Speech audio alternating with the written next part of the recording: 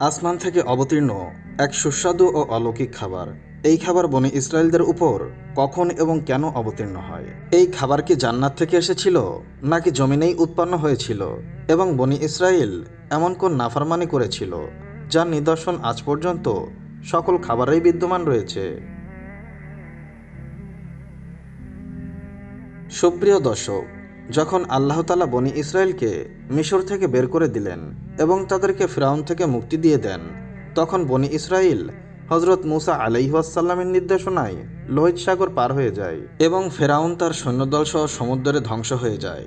অতঃপর যখন হজরত মুসা আলাইহিসসালাম কিছুটা প্রশান্ত হলেন, তখন আল্লাহ তাআলা তাকে হুকুম দেন, আপনি বনি ইসরায়েলকে নিয়ে পবিত্র ভূমি বাইতুল মুকাদ্দাস তথা জেরুজালেম শহরে প্রবেশ করেন, যে পবিত্র ভূমির ওয়াদা বনি ইসরায়েল থেকে নেওয়া হয়েছিল এবং তা তাদেরকে দেওয়া হতে যাচ্ছিল।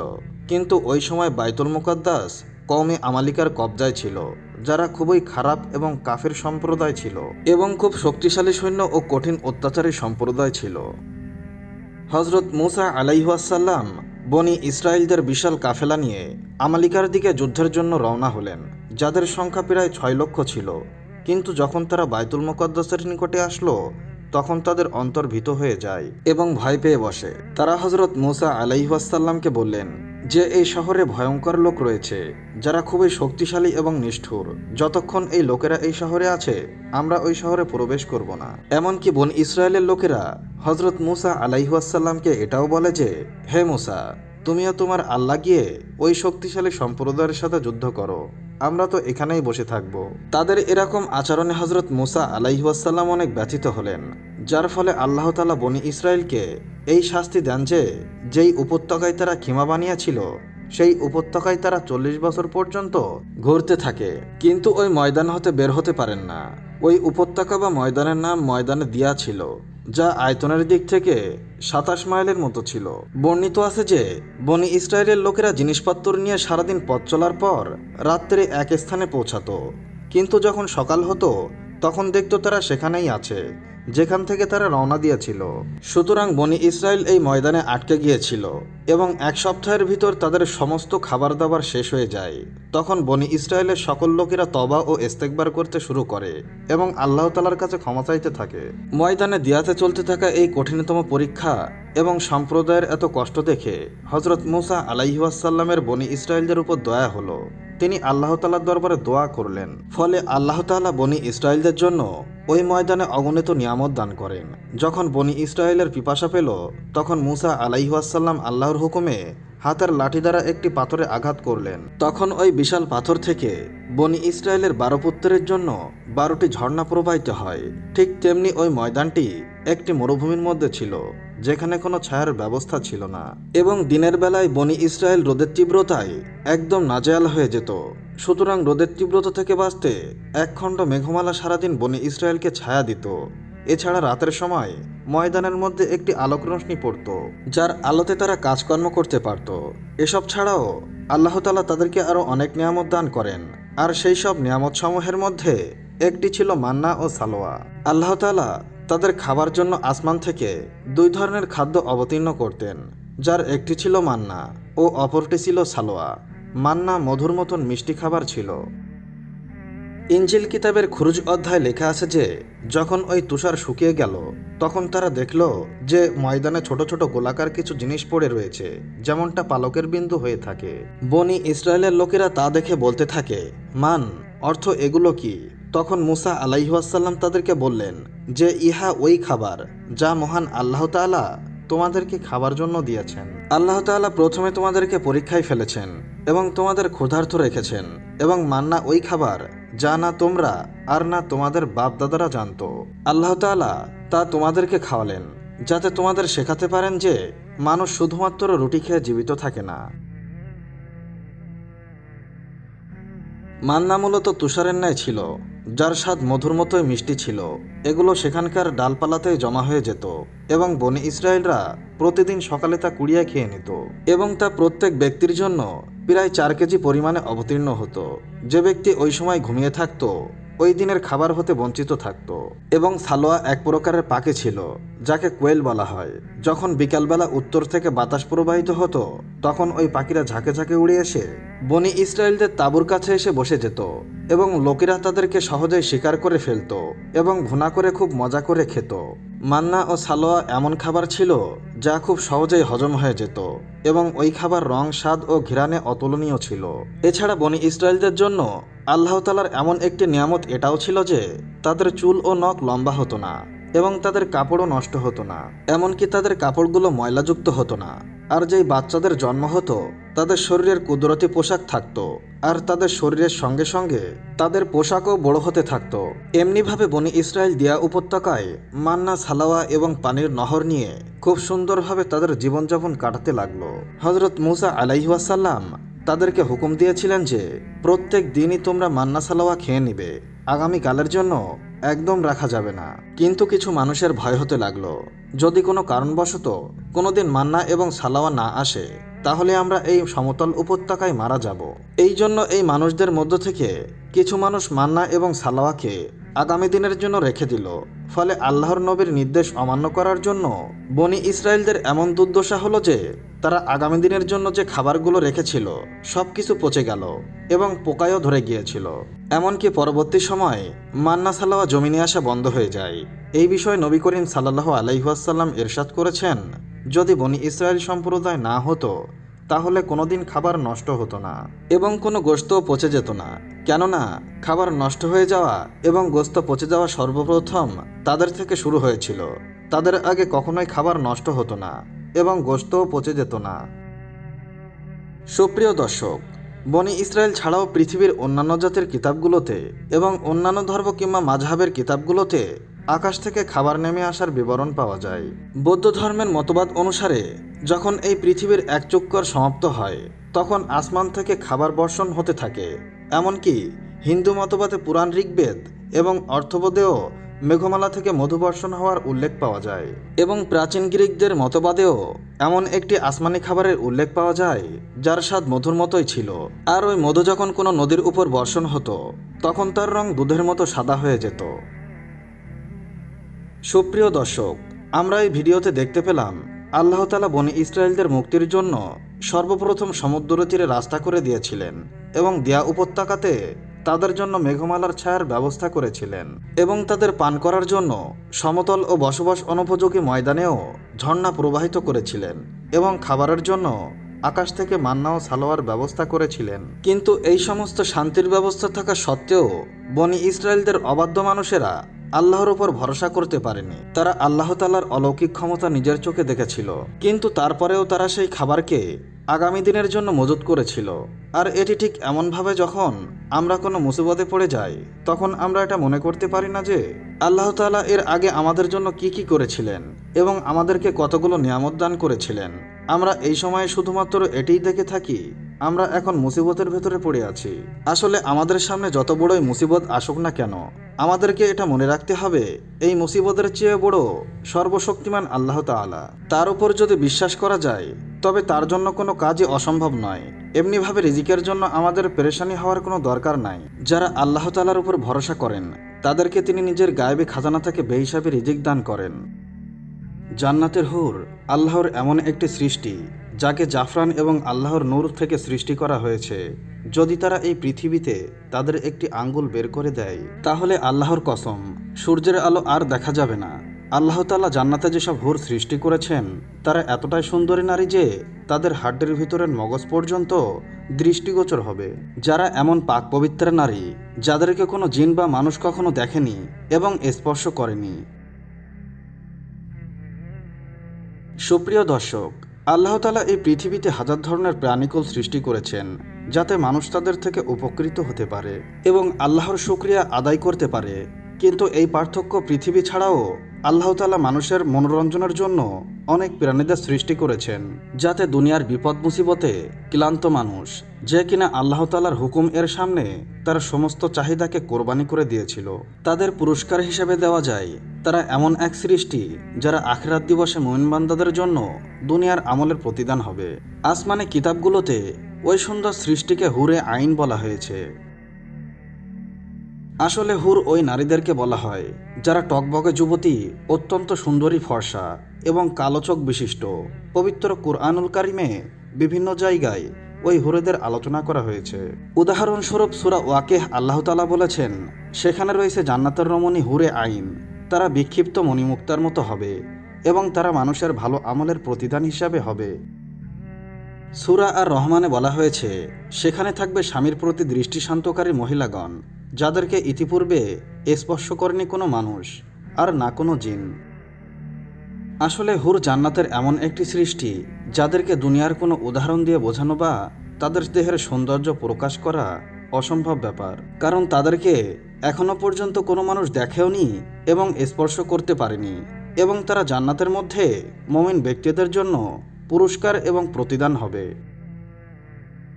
পবিত্র হাদিস শরীফেও নবী করিম সাল্লাল্লাহু আলাইহি ওয়াসাল্লাম ইরশাদ করেছেন যে, হুরেদের চক্ষু ওই মতির মতো হবে যা ঝিনুকে তৈরি হয় এবং তা হাতের স্পর্শ থেকে সম্পূর্ণ মুক্ত থাকে। আল্লাহ তাআলা হুরে আইনকে জাফরান দ্বারা সৃষ্টি করেছেন। আল্লাহ তাআলা তাদের চেহারাকে নূর এবং শরীরকে রেশমের পোশাক পরাবেন এবং তাদের শরীর ও সৌন্দর্য মানুষকে পাগল করার মতো হবে। যদি হুরদের শারীরিক গঠন নিয়ে আলোচনা করি, তাহলে বর্ণনা দ্বারা জানা যায় যে হুরেদের পায়ের আঙ্গুল থেকে টাকনো পর্যন্ত জাফরান দ্বারা বানানো হয়েছে এবং সিনা থেকে গর্দান পর্যন্ত আম্বর দ্বারা বানানো হয়েছে এবং গর্দান থেকে মাথা পর্যন্ত সাদা কাফুর দ্বারা বানানো হয়েছে এবং তাদের মাথায় সুগন্ধিযুক্ত কস্তুরীর চুল রয়েছে। যখন সে সামনে আসে তখন তার চেহারা চমকাতে শুরু করে, যেরকমটা দুনিয়াতে সূর্যের আলো চমকায়, এবং তার শরীরের ভেতরের অংশ বাহির থেকেও দেখা যাবে।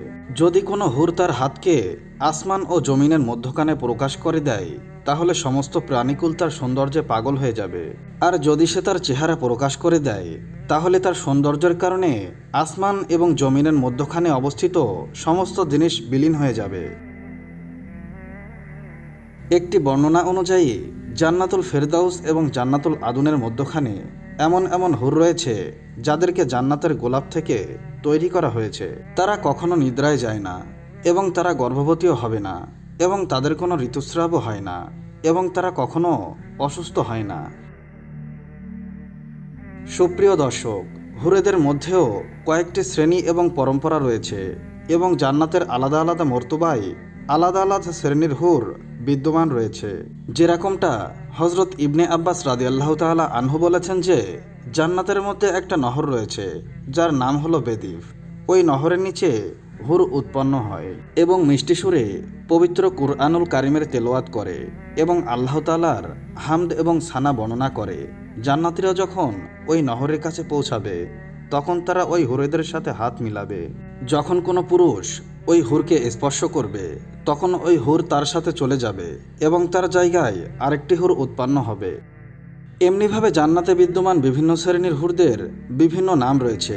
উদাহরণস্বরূপ খায়রা এবং ইনা নামের হুর, যাদের ব্যাপারে বর্ণনায় পাওয়া যায় যে তাদের আশেপাশে ৭০,০০০ সেবিকা ঘোরাফেরা করে এবং সে নিজেই পরহেজগার বান্দাকে জান্নাতে তালাশ করে বেড়ায়। সুপ্রিয় দর্শক, হুর জান্নাতের এমন একটি নিয়ামত যা নিচু থেকে নিচু স্তরের জান্নাতি ব্যক্তিদেরকেও দান করা হবে। যেরকমটা হজরত ইবনে ওমর রাদিয়াল্লাহু তাআলা আনহু বর্ণনা করেছেন যে, একজন নিচু স্থলে জান্নাতি ব্যক্তিকেও জান্নাতে ১,০০০ মহল দান করা হবে এবং প্রত্যেকটি দুটি মহলের মাঝখানে ১,০০০ বছরের দূরত্ব হবে এবং প্রত্যেকটা মহলেই হুরে আইন বিদ্যমান থাকবে। এভাবে জান্নাতের মধ্যে একটি গাছ রয়েছে যার নিচে উঁচু বক্ষ বিশিষ্ট কুমারী হুর থাকবে এবং সে সেখানে সঙ্গীত এবং গান গাইবে। অতঃপর গাছটি যখন তার আওয়াজ শুনবে, তখন তার শাখাগুলো একটি অপরটির সাথে টক্কর খেয়ে বাঁশরের মতো আওয়াজ তৈরি করবে। এমনিভাবে বর্ণনা অনুযায়ী জানা যায় যে, যখন কোনো জান্নাতি ব্যক্তি হুরের সাথে মিলিত হবে, তখন তার উত্তেজনা ৭০ বছর পর্যন্ত তার শরীরের মধ্যে থাকবে, যার ফলে সে স্বাদ পেতেই থাকবে। যখন সে হুরে আইনের সাথে অধিক পরিমাণে মিলিত হয়ে যাবে, তখন আবারও সে পাক পবিত্র এবং কুমারী হয়ে যাবে। সুপ্রিয় দর্শক, হুরেদের আকৃতি বা গঠন শুধুমাত্র ইসলাম ধর্মে রয়েছে বিষয়টি এমন নয়, বরং বিভিন্ন মতাদর্শ এবং আসমানের কিতাবগুলোতেও এমন সুন্দরী নারীদের আলোচনা পাওয়া যায়। যারা মানুষের মৃত্যুর পর পুরস্কার হিসাবে লাভ করবে। উদাহরণস্বরূপ পুরাতন গ্রিক মতবাদে নিমস নামক একজন যুবতী এবং সুন্দরী নারীর সন্ধান পাওয়া যায়। গ্রিক মাইথোলজি মোতাবেক নিমস 1000 বছর পর্যন্ত জীবিত থাকে এবং সে কখনো বুড়ি হয় না, এবং তারা নিমসকে পবিত্র রূহ বলে থাকে এবং তাকে জিউস দেবতার কন্যা বলা হয়েছে, এবং সে উলঙ্কুচ পাহাড়ে দেবতাদের খেদমতে নিয়োজিত রয়েছে। যদি পুরাতন ফরাসিয়ানদের কথা বলা হয়, তাহলে যথেষ্টদের মধ্যেও হুরের সাথে সাদৃশ্যপূর্ণ একটি মাকলুকের সন্ধান পাওয়া যায়। তাদের মতাদর্শ অনুযায়ী মানুষের সমস্ত আমল এবং পুণ্য সুন্দরী নারীর আকৃতিতে রূপান্তরিত হয়ে যায়, যাকে ডায়না বলা হয়েছে। আর ডায়না একজন সুন্দরী এবং উন্নত পোশাক পরিধানকারী নারী। যখন কোনো মানুষ মারা যায়, তখন তার মৃত্যুর চতুর্থ দিন সকালে পুরস্কার স্বরূপ সে ডায়নাকে পেয়ে যায়। অতঃপর ডায়না 15 বছরের কুমারী নারীর আকৃতিতে তার কাছে প্রকাশ হয় এবং মৃত ব্যক্তিকে সাথে নিয়ে জান্নাতে চলে যায়। এভাবেই হিন্দু ধর্মের পবিত্র কিতাব বেদ, মহাভারত এবং পুরাণেও এমন নারীদের আলোচনা পাওয়া যায়, যাদেরকে হিন্দু ধর্মের অপ্সরা বলা হয়েছে। এই নারীরা ইন্দ্র দেবতার স্বর্গ অর্থাৎ জান্নাতে বসবাস করে এবং মানুষের মন তুষ্ট করে। মহাভারত অনুযায়ী স্বর্গে খুব সুন্দর একটি ঝিল রয়েছে, যেখানে অত্যন্ত সুন্দরী অপ্সরাগণ বসবাস করে, এবং স্বর্গে বসবাসকারী সমস্ত মানুষ 1000 করে অপ্সরা পাবে। সুপ্রিয় দর্শক, এই সমস্ত আলোচনা দ্বারা এটাই বোঝা যায়, ইসলাম ধর্ম ছাড়াও পৃথিবীর বিভিন্ন ধর্মে হুর বা অপ্সরার আলোচনা বিদ্যমান রয়েছে, কিন্তু ইসলামের প্রতি বিদ্বেষ পোষণকারী মানুষদের ইসলামী হুরদের অস্তিত্ব নিয়েই শুধু চুলকানি দেখা যায়। এটা কি সত্য ধর্মের বিরোধিতার ফসল, নাকি তাদের প্রোপাকাণ্ডা? পবিত্র রমণী মরিয়ম আলাইহিসসালামের কাছে আল্লাহর ফেরেশতা আগমন করলেন এবং বললেন, হে কুমারী মরিয়ম, আল্লাহ তাআলা তোমাকে একজন নেক সন্তান দান করতে চান। মরিয়ম আলাইহিসসালাম বললেন, এটা কিভাবে সম্ভব, অথচ আমাকে এখনো পর্যন্ত কোনো পুরুষ স্পর্শ করে নাই। ফেরেশতারা বললেন, এরকমটা করা তোমার প্রভুর জন্য অত্যন্ত সহজ কাজ। সুপ্রিয় দর্শক, ওই পবিত্র রমণী কে ছিলেন, যিনি কিয়ামত পর্যন্ত পবিত্রতা ও সততার জন্য দৃষ্টান্ত হয়ে আছেন, এবং ওই মহিয়সী নারী যাকে আল্লাহ তাআলা তখনকার যুগে সমস্ত নারীদের উপর শ্রেষ্ঠত্ব দান করেছিলেন। হজরত মরিয়ম আলাইহিসসালামের পিতার নাম ইমরান এবং মাতার নাম হান্না ছিল। হজরত ইমরান আলাইহিসসালাম হজরত সুলাইমান আলাইহিসসালামের বংশধর ছিলেন এবং ওনার স্ত্রী হান্না হজরত দাউদ আলাইহিসসালামের বংশধর ছিলেন। হজরত ইমরান আলাইহিসসালাম বনি ইসরায়েলদের মধ্যে অন্যতম খোদাভীরু, পরহেজগার এবং ইবাদতগুজার ছিলেন। এজন্য মানুষেরা তাকে মসজিদুল আকসার ইমামতের দায়িত্ব দিয়েছিলেন। এদিকে তার স্ত্রী হান্নার কোনো সন্তানাদি ছিল না। একদিন তিনি গাছের ডালে একটি পাখিকে দেখতে পেলেন, যে পাখিটি তার বাচ্চাদেরকে আদর সোহাগ করছিল এবং খাবার খাওয়াচ্ছিল। এই দৃশ্য দেখে হজরত হান্নার মনটা ভরে গেল এবং তিনি আল্লাহর কাছে সন্তানের জন্য দোয়া করলেন। ফলে আল্লাহ তাআলা তার দোয়া কবুল করলেন। হজরত মরিয়ম আলাইহিসসালামের জন্মের পূর্বে তার মা মানত করেছিলেন যে তিনি তার সন্তানকে জন্মের পর বাইতুল মুকাদ্দাসের খেদমতের জন্য ওয়াকফ করে দিবেন। এদিকে বনি ইসরায়েলদের মধ্যে প্রচলন ছিল, যে সন্তানকে আল্লাহর জন্য মানত করা হতো সে জীবনে কোনোদিন বিবাহ করতে পারত না এবং সে দুনিয়ার কোনো ঝামেলায় মশগুল থাকতে পারত না, বরং শুধুমাত্র মসজিদের খেদমতে নিয়োজিত থাকত এবং নিজে ইবাদত বন্দেগীতে মশগুল থাকত। তাই হজরত হান্না ছেলে সন্তানের জন্য দোয়া করেছিলেন, কিন্তু পরিশেষে তার মেয়ে সন্তান জন্ম হলো। হজরত হান্না তার মেয়ের নাম মরিয়ম রাখলেন। সুরিয়ানি ভাষায় মরিয়ম নামের অর্থ হল খাদিমা বা সেবিকা, কেননা তাকে মসজিদুল আকসার খেদমতের জন্য ওয়াকফ করে দেওয়া হয়েছিল। হজরত মরিয়ম আলাইহিসসালামের জন্মের পূর্বে তার পিতার ইন্তেকাল হয়ে যায়। এজন্য হজরত হান্না মরিয়ম আলাইহিসসালামের জন্মের পর তাকে একটি কাপড়ে পেঁচিয়ে বাইতুল মুকাদ্দাসের আলেম ওলামাদের সামনে পেশ করলেন, যাতে তারা মরিয়ম আলাইহিসসালামকে তাদের জিম্মায় নিয়ে নেন। যখন হজরত মরিয়ম আলাইহিসসালামকে বাইতুল মুকাদ্দাসে পেশ করা হলো, তখন উপস্থিত আলেমদের মাঝে মতবিরোধ দেখা দিল, কেননা প্রত্যেকে নিজেকে মরিয়ম আলাইহিসসালামের জিম্মাদারি নেওয়া বেশি হকদার মনে করেছিলেন। অতঃপর ফয়সালা হলো যে আলেম ওলামা যে কলম দিয়ে তাওরাত লিখেন, ওই কলমটি পানিতে ছাড়া হবে। যার কলমটি পানিতে পড়ার পর স্রোতের বিপরীতে চলবে, সেই মরিয়ম আলাইহিসসালামের জিম্মাদারির দায়িত্ব পাবেন।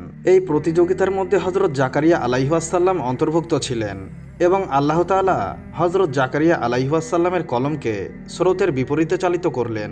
ফলে হজরত মরিয়ম আলাইহিসসালামের লালন পালনের দায়িত্ব পেয়ে গেলেন এইভাবে মহান আল্লাহ তাআলার ইচ্ছায় হজরত মরিয়ম আলাইহিসসালামের লালন পালনের জিম্মাদারি হজরত জাকারিয়া আলাইহিসসালামকে দিয়ে দিলেন। হজরত জাকারিয়া আলাইহিসসালাম বিবি মরিয়ম আলাইহিসসালামের খালা ছিলেন, তাই মরিয়ম আলাইহিসসালামের লালন পালন তার চেয়ে বেশি অন্য কেউ স্বাভাবিকভাবে করতে পারত না।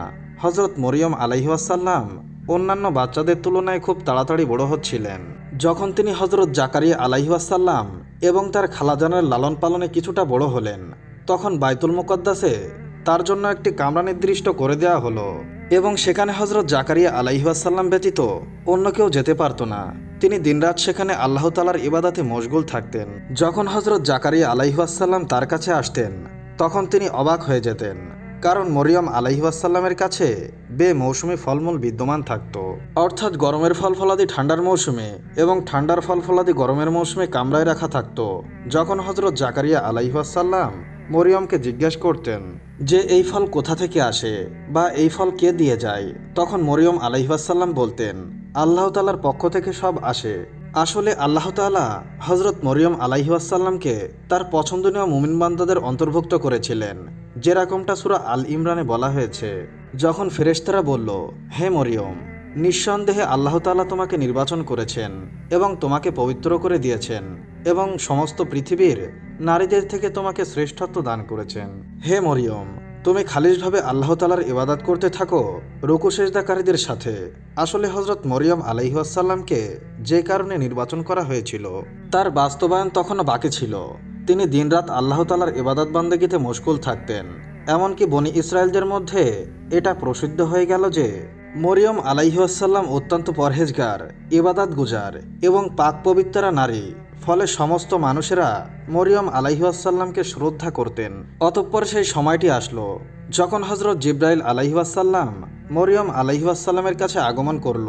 মরিয়ম আলাইহিসসালাম একজন পরপুরুষকে কামরার মধ্যে থেকে বিচলিত হয়ে গেলেন, কারণ জিব্রাইল আলাইহিসসালাম তার কাছে মানুষরূপে এসেছিলেন। হজরত মরিয়ম আলাইহিসসালাম জিব্রাইলকে দেখে বললেন, তুমি যদি আল্লাহ তাআলাকে স্বীকারকারী কোনো মানুষ হও, তাহলে আমি তোমার কাছে আল্লাহর হস্তে আশ্রয় কামনা করছি। হজরত জিব্রাইল আলাইহিসসালাম তাকে সান্ত্বনা দিতে গিয়ে এবং আল্লাহর পয়গম পৌঁছাতে গিয়ে বললেন, আমি তোমার পালনকর্তার গোলাম। আমাকে এজন্য পাঠানো হয়েছে যাতে তোমাকে একজন পাক পবিত্র সন্তান দেয়া যায়। কুমারী মরিয়ম আলাইহিসসালাম অবাক হয়ে জিজ্ঞাসা করলেন, একজন অবিবাহিত নারীর কিভাবে সন্তান হতে পারে, অথচ আমাকে কোনো পুরুষ এখনো পর্যন্ত স্পর্শ করেনি এবং আমি কোনো খারাপ চরিত্রের নারীও নই। হজরত জিব্রাইল আলাইহিসসালাম বললেন, এমনিতেই হবে। তোমার পালনকর্তা বলেছেন এরকমটা করা তার জন্য অত্যন্ত সহজ কাজ এবং আমরা এই কাজটি এজন্যই করব যে এই ছেলেটিকে মানুষদের জন্য নিদর্শন বানাবো এবং আমাদের পক্ষ থেকে রহমত বানাবো। অতঃপর হজরত জিব্রাইল আলাইহিসসালাম বিবি মরিয়মকে ফু দিলেন, যার ফলে মরিয়ম আলাইহিসসালাম গর্ভবতী হয়ে গেলেন। যখন হজরত মরিয়ম আলাইহিসসালাম গর্ভবতী হলেন, তখন এই খবর বনি ইসরায়েলদের মধ্যে ছড়িয়ে পড়ল। ফলে তার উপর ভিত্তি করে অধিকাংশ মানুষ জাকারিয়া আলাইহিসসালামের ঘরে আসা যাওয়া বন্ধ করে দিল এবং তার উপরে বিভিন্ন অভিরূপ ও অপবাদ দিতে শুরু করল। হজরত মরিয়ম আলাইহিসসালাম বাইতুল মুকদ্দাস থেকে বের হয়ে গেলেন এবং বহুদূরে একটি জায়গায় গিয়ে আশ্রয় নিলেন। তিনি সেই জায়গায় একাকী অবস্থান করছিলেন। হঠাৎ একদিন তার প্রসব বেদনা শুরু হলো। তিনি একটি গাছের সাহায্য নিলেন। তিনি গাছটি ধরে নিচে বসে গেলেন। তিনি যে গাছটির নিচে বসেছিলেন সেটি কোনো সাধারণ গাছ ছিল না। হজরত মরিয়ম আলাইহিসসালাম যখন এই গাছটিকে নাড়া দিতেন, তখন এই গাছটি অলৌকিকভাবে তরতাজা হয়ে ফল দেওয়া শুরু করত। হজরত মরিয়ম আলাইহিসসালাম প্রসব ব্যথায় অতিষ্ঠ ছিলেন এবং তার উপর বদনামের বোঝা ছিল। ফলে এক পর্যায়ে তিনি আতঙ্কিত হয়ে বলে ফেললেন, আফসোস, যদি এরকম পরিস্থিতি আসার আগে আমার মরণ হয়ে যেত তাহলে ভালো হতো। অতঃপর এই মুশকিল সময়ে আল্লাহ তাআলা মরিয়ম আলাইহিসসালামের পায়ের কাছে একটি নহর প্রবাহিত করে দিলেন। অতঃপর আল্লাহ তাআলা ঘোষণা দিলেন, হে মরিয়ম, তুমি গাছ থেকে খেজুর খাও এবং পানি পান করো, যাতে তোমার শরীরে শক্তি অর্জন হয়। অতঃপর তোমার সন্তানকে দেখে তোমার চক্ষু শীতল করো। অতঃপর এই পৃথিবীতে হজরত ঈসা আলাইহিসসালাম ভূমিষ্ঠ হলেন। মরিয়ম আলাইহিসসালাম তার সন্তানকে নিয়ে সম্প্রদায়ের মানুষের কাছে গেলেন। সম্প্রদায়ের লোকেরা তার কোলে বাচ্চা দেখে অত্যন্ত রাগান্বিত হলো এবং বিভিন্ন অপবাদ দেওয়া শুরু করলো। চতুর্দিক থেকে মানুষেরা তাকে নিয়ে মজা করতে লাগলো।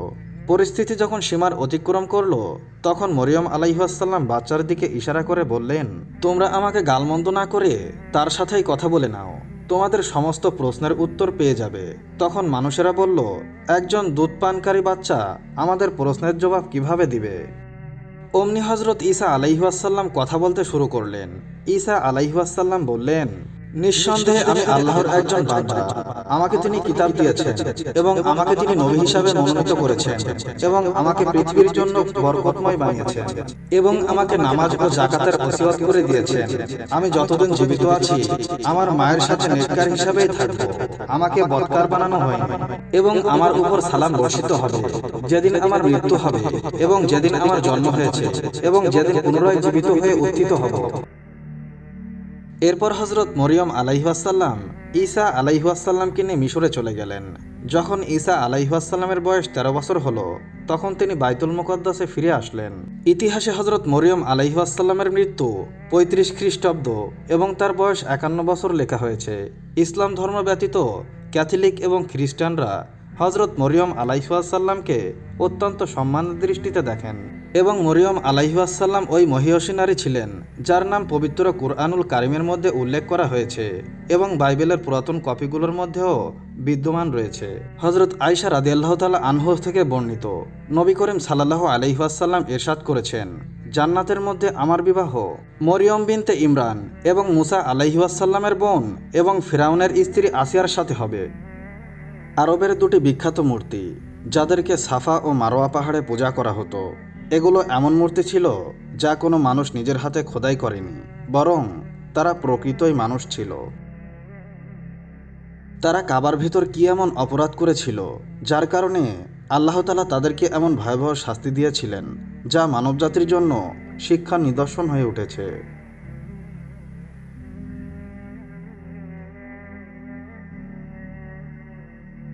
আসলে পবিত্র কাবা নির্মাণের পর থেকেই এখনো পর্যন্ত যারা এই বাইতুল্লাহকে অপবিত্র করার চেষ্টা করেছে, আল্লাহ তাআলা তাদেরকে এমন শাস্তি দিয়েছেন যে তারা পুরো বিশ্ববাসীর জন্য শিক্ষার নিদর্শন হিসাবে রয়ে যায়, যদিও তা পৃথিবীর শক্তিশালী রাজা আব্রাহা ও তার হাতের বাহিনী হোক না কেন।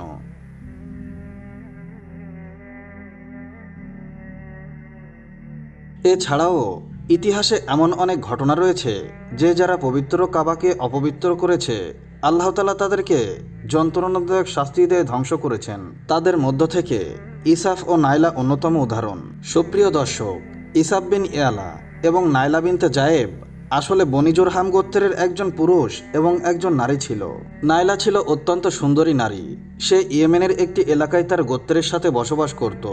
এই সুন্দরী নারী বনি জুরহাম গোত্রে তার সৌন্দর্য প্রদর্শন করত এবং সে অশ্লীল পোশাক পরে ঘর থেকে বের হতো এবং গোত্রের সমস্ত যুবকেরা তার পিছু পিছু ঘুরত এবং তার সাথে সবাই সম্পর্ক করতে চাইত। সেই যুবকদের মধ্যে তেহারা গোত্রের নেতার এক ছেলে ছিল যার নাম ছিল ইসাফ বিন ইয়ালা। অতঃপর ইসাফ এবং নাইলা একে অন্যের প্রেমে পড়ে যায়। অতঃপর তাদের এই প্রেম অচিরেই ব্যভিচারে পরিণত হয়। যেহেতু তাদের একে অপরের সাথে হারাম সম্পর্ক ছিল, তাই সুযোগ পেলেই তারা ব্যভিচারে লিপ্ত হতো। এভাবে ধারাবাহিকভাবে তাদের এই বাদ চলতে থাকে। অতঃপর তাদের পরিবার যখন এই বিষয়টি জানতে পারে, তখন তারা তার বিরুদ্ধে সিদ্ধান্ত নেয়, যার কারণে তাদের মিলিত হওয়া নিষিদ্ধ হয়ে যায়। একদিন বনি জুরহাম গোত্রের একটি কাফেলা হজ করতে মক্কার দিকে রওনা হয়। সুযোগ পেয়ে তারাও এই কাফেলার সাথে হজে যায়। কাফেলাটি যখন মক্কায় পৌঁছায় তখন হজের দিন ছিল এবং কাকতালীয়ভাবে সেই দিন পবিত্র কাবার লোকেরা সংখ্যায় খুবই কম ছিল, ফলে পবিত্র কাবার আশেপাশে কেউ ছিল না। তাই শয়তান তাদের অন্তরে কুপ্রস্তাব করতে থাকে, ফলে তারা উভয় কাবায় প্রবেশ করে। এই অবস্থায় ব্যভিচারে লিপ্ত হয়। পবিত্র কাবার ভিতরে সংগঠিত এই পাপ ও অপবিত্রতায় গোটা পৃথিবী কেঁপে ওঠে এবং সাগরের ঢেউ আছড়ে পড়ে। এমনকি আল্লাহ তাআলা তাদের উপরে শাস্তি নাজিল করেন। শাস্তিটি এমন হয়েছিল যে যখন তারা কাবার ভিতরে ব্যভিচার করছিল, তখন তাদের আত্মা কবজ করা হয় এবং তাদের মাংসের দেহ পাথরে পরিণত হয়ে যায়। এই মুহূর্তটি খুবই ভীতিকর ও ভয়াবহ ছিল, কারণ আল্লাহ তাআলার আযাবে দুটি জীবন্ত মানুষ পাথরে পরিণত হয়ে গিয়েছিল। কিছুক্ষণ পর যখন বনি জুরহামের লোকেরা কাবার কাছে এসে দরজা খুলে, তখন উলঙ্গ অবস্থায় পাথরের মতো দাঁড়িয়েছিল দুটি অসহায় দেহ। মানুষ বুঝতে পারল আল্লাহর পবিত্র ঘরে তারা কি অপরাধ করেছে। অতঃপর মানুষেরা মূর্তিগুলোকে তুলে বাইরে নিয়ে আসে এবং মাটিতে পুঁতে দিয়ে দাঁড় করিয়ে দেয়, যাতে এটি মানুষের জন্য শিক্ষা নিদর্শন হয়ে থাকে। কিছুদিন পর মক্কাবাসীরা ইয়েসেফের মূর্তিটি নিয়ে সাফা পাহাড়ে স্থাপন করে এবং নাইলার মূর্তিটি তুলে নিয়ে মারোয়া পাহাড়ে স্থাপন করে। সাফা ও মারোয়া আসলে এমন দুটি পাহাড় যেগুলো কাবার খুব কাছাকাছি ছিল। বিবি হাজরা আলাইহিসসালাম এই দুটি পাহাড়ে উঠে পানির সন্ধান করেছিলেন এবং সাই করেছিলেন, কারণ হজরত ইসমাইল আলাইহিসসালাম তখন শিশু ছিলেন এবং প্রচণ্ড তৃষ্ণায় অস্থির হয়ে পড়েছিলেন। তাই এই দুটি পাহাড়কে প্রাচীনকাল থেকেই অত্যন্ত পবিত্র মনে করা হতো এবং হাজী সাহেবেরা তাতে আরোহণ করতেন এবং অত্যন্ত শৃঙ্খলা ও ভক্তি সহকারে সাই করতেন। সাফা ও মারোয়ায় যখন ইসাফ ও নাইলার মূর্তি স্থাপন করা হয় তখন তাদের শাস্তির বিধান ছিল, যে ব্যক্তি সাফা এবং মারোয়া পাহাড়ে যাবে তাহলে সে যেন এই দুটি মূর্তিকে একটি করে জুতা দিয়ে আঘাত করে। অতঃপর এই প্রক্রিয়া কয়েক প্রজন্ম ধরে চলতে থাকে। তারপর লোকেরা জুতার পরিবর্তে তাদেরকে চড় মারতে শুরু করে এবং কয়েক প্রজন্ম পরে লোকেরা তাদের কেবল স্পর্শ করে। এভাবে সময়ের সাথে সাথে লোকেরা তাদের শাস্তি কমাতে শুরু করে। এমনকি একটা সময় এমন হয় যে আরবের লোকেরা তাদেরকে অজ্ঞতার কারণে তাদেরকে ভালোবাসার প্রতীক বলতে শুরু করে। সমাজে তাদের দুজনের প্রেমের গল্প গর্বের সাথে বলতে শুরু করে। ধীরে ধীরে এটি প্রেমের দেবতা ও দেবী হিসাবে পরিচিতি হয়ে ওঠে। ৫ম শতাব্দী পর্যন্ত এইগুলো ইসাফ ও নাইলার মূর্তি হিসাবে বিবেচিত ছিল এবং এই মূর্তিগুলো আরবদের ওই প্রধান মূর্তিগুলোর মধ্যে অন্যতম ছিল, যাদের সামনে লোকেরা সিজদা করত এবং কুরবানি করত। হজরত জায়েদ বিন হারিস রাদিয়াল্লাহু তাআলা আনহু বর্ণনা করেন যে জাহিলিয়াতের যুগে মুশরিকরা যখন বাইতুল্লাহ তাওয়াফ করত তখন তারা ইসাফ ও নাইলার মূর্তি স্পর্শ করত। তিনি বলেন, আমি একবার নবী মুহাম্মদ সাল্লাল্লাহু আলাইহি ওয়াসাল্লামের সাথে পবিত্র কাবা তাওয়াফ করছিলাম। অতঃপর আমি যখন এই মূর্তিগুলোর পাশ দিয়ে যাচ্ছিলাম তখন আমি সেগুলো স্পর্শ করলাম। এতে রাসূল সাল্লাল্লাহু আলাইহি ওয়াসাল্লাম আমাকে এসব মূর্তি স্পর্শ করতে নিষেধ করেন। তখন আমি মনে মনে বললাম, একবার দেখি তাদেরকে স্পর্শ করলে কি হয়। অতঃপর আমি এই মূর্তিগুলো আবারও স্পর্শ করলাম। তখন রাসূল সাল্লাল্লাহু আলাইহি ওয়াসাল্লাম বললেন, হে জায়েদ, আমি কি তোমাকে স্পর্শ করতে নিষেধ করিনি? হজরত জায়েদ রাদিয়াল্লাহু তাআলা আনহু বলেন, আল্লাহর কসম, এরপর থেকে আমি কোনো মূর্তি স্পর্শ করিনি এবং আমি শপথ করে বলছি যে নবী করিম সাল্লাল্লাহু আলাইহি ওয়াসাল্লামও কোনোদিন মূর্তি স্পর্শ করেননি। এমনকি আল্লাহ তাআলা তাকে নবুয়ত দান করেন এবং তার উপরে ওহী নাজিল করতে শুরু করেন। সুপ্রিয় দর্শক, জাহেলিয়াতের অন্ধকারে নিমজ্জিত মরুভূমিতে একদিন হেদায়েতের এমন সূর্য উদিত হয়েছিল যা সমগ্র আরবকে আলোকিত করেছিল, কারণ মহানবী সাল্লাল্লাহু আলাইহি ওয়াসাল্লাম নবুয়তের মর্যাদা লাভ করেছিলেন। অতঃপর নবী করিম সাল্লাল্লাহু আলাইহি ওয়াসাল্লাম দাওয়াতের কাজ শুরু করেন। ১০ম হিজরিতে যখন আল্লাহ তাআলা আরবে ইসলামকে প্রাধান্য দেন এবং মুহাম্মদ সাল্লাল্লাহু আলাইহি ওয়াসাল্লাম মক্কানগর জয় করেন, তখন তিনি হারাম শরীফে প্রবেশ করেন এবং তার ভাই আলী রাদিয়াল্লাহু তাআলা আনহুকে সাথে নিয়ে ছোট বড় সমস্ত মূর্তি ভেঙে ফেলেন। তিনি মূর্তিগুলো ভাঙতেন আর বলতেন, সত্য এসেছে, মিথ্যা বিলুপ্ত হয়েছে, প্রকৃতপক্ষে মিথ্যা বিলুপ্ত হতেই হবে।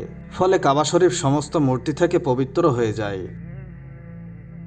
অতঃপর তিনি সাফা ও মারোয়া পাহাড়ে সফর করেন এবং পবিত্র হাতে ইসাফ ও নাইলার মূর্তিটি ভেঙে দেন।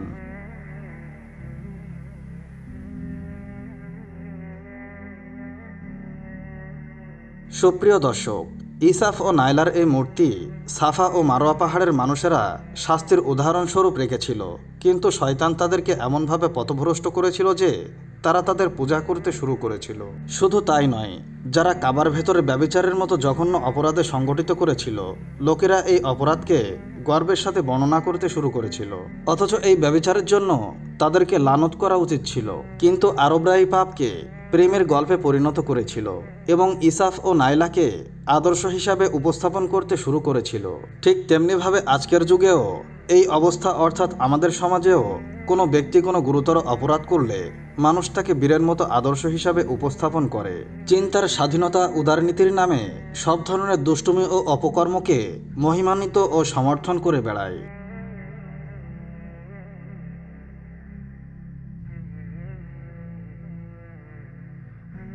সুপ্রিয় দর্শক, মহান আল্লাহ তাআলার কাছে আমরা প্রার্থনা করি তিনি যেন আমাদেরকে সকল প্রকার অনিষ্ট ও প্রলোভন থেকে রক্ষা করেন এবং শয়তানের কুমন্ত্রণা ও কৌশল থেকে আমাদেরকে হেফাজত করেন। আজ থেকে 1000 বছর পূর্বে জাজিরাতুল আরবের ইয়ামেনের আশেপাশে একটি শহর ছিল যাকে সাবা শহর বলা হতো।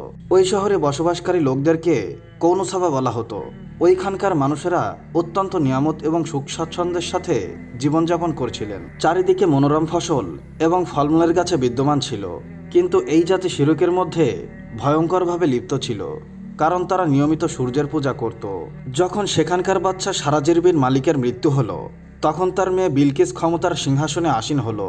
কিছু কিছু ঐতিহাসিকগণ বলেছেন রানী বিলকিসের মাতা পিতার মধ্য হতে কোনো একজন জিন ছিল, কিন্তু এই মতবাদের সাপেক্ষে কোনো সুস্পষ্ট দলিল প্রমাণ আজও পাওয়া যায়নি। যাই হোক, রাজকুমারী বিলকিস অত্যন্ত যোগ্যতা সম্পন্ন এবং বুদ্ধিমতী মেয়ে ছিল। তিনি পুরো ইয়ামেনি দেশ লাগাতার 9 বছর যাবৎ অত্যন্ত সুন্দরভাবে শাসন করেছিলেন। পৃথিবীর অধিকাংশ এলাকায় যেসব ব্যবসা বাণিজ্য হতো সেগুলোর অধিকাংশই কৌনুসাবার আওতাধীন ছিল, আর এটি এই সম্প্রদায়ের লোকদের ধনদৌলতের মালিক হওয়ার অন্যতম কারণ ছিল। কিন্তু ওই সময়টাই এমন একজন বাদশা ছিলেন যার সুনাম পৃথিবীর পূর্ব থেকে পশ্চিম পর্যন্ত বিস্তৃত ছিল। তিনি ছিলেন আল্লাহর নবী হজরত সুলাইমান আলাইহিওয়াসাল্লাম।